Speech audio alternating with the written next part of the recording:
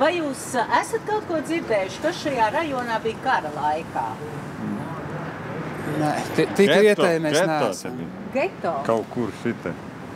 Jā, te daudz kas ir stāstīts, ka te ir bijis kaut kāds geto vai kas te ir bijis tur. Nu, briesmu lietas jau te ir notikušas. Tas jau tā ir. Briesmu lietas, nu ko tu var darīt? Jāaizmirst, jāvar aizmirst.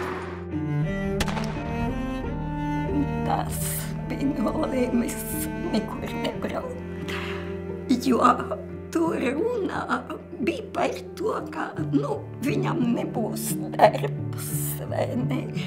Mums daudz kas būs liekts, bet, kaut kā to pārdzīvosim, bet par slepkavošanu jau neviens toreiz vēl nerunāja. Visi ebreji, kā viena masa, tika pamazām soli pa solim no līdztiesīgiem cilvēkiem pārvērsti par lietām, ar kurām var darīt, ko grib.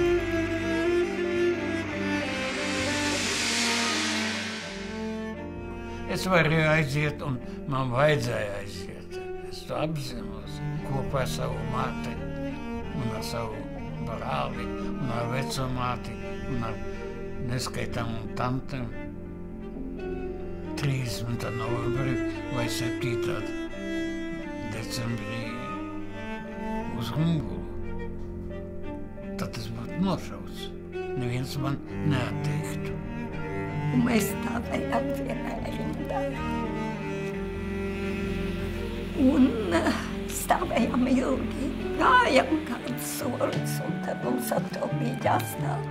Un vienā mirklī tā manā tante, viņa bija tāda enerģiska kundze, un viņa mūs paķēra pie rokas, un tikai mana vecā māte palika kad rindā stāvot.